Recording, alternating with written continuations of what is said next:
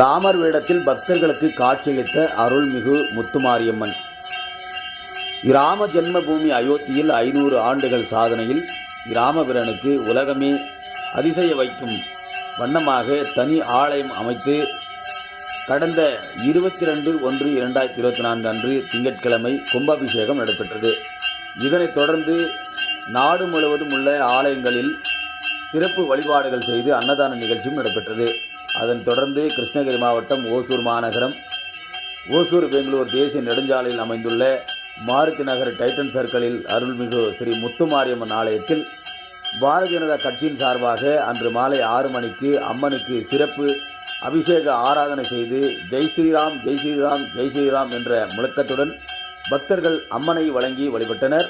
அன்று ஒரு நாள் மட்டும் அருள்மிகு ஸ்ரீ முத்துமாரியம்மன் ஸ்ரீராமர் ரூபத்தில் பக்தர்களுக்கு காட்சியளித்தார்.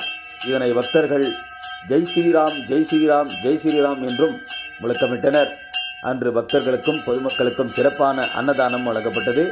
இந்த நிகழ்ச்சியில் பாரதிய ஜனதா கட்சியின் வர்த்தக அணி மாவட்ட தலைவர் ஸ்ரீதர், வர்த்தக அணி மாவட்ட செயலாளர் சதீஷ் சிவா, மண்டல பொருளாளர் கேஜி சிவக்குமார், எஸ்சி அணி மாநில செயலாளர் கஸ்தூரி, முன்னாள் மாவட்ட செயலாளர் அம்மன் சுரேஷ், மஞ்சு, சுதாகர், ஹரிஸ் மற்றும் மாவட்ட, மாநகர, ஒன்றிய, நகர, பேரூர் கழக நிர்வாகிகள் மற்றும் உறுப்பினர்கள், பக்தர்கள் உள்ளிட்ட ஏராளமானோர் கலந்து கொண்டனர். மேலும் அருள்மிகு ஸ்ரீ முத்துமாரியம்மன் ஆலயத்தின் சார்பில் ஆலய கமிட்டி தலைவர் திரு ரங்கண்ணா பாபு, செயலாளர் ராஜ், பொருளாளர் ராமநாதன், துணைத் தலைவர் செல்வம், துணை செயலாளர் வேலு, கமிட்டி உறுப்பினர்கள் முருகன், மணி, ராமமூர்த்தி, விஆர்எல் குமார், கார்த்திக், ஆலய அர்ச்சகர் சீனிவாசன் ஆகியோர் கலந்து கொண்டனர்.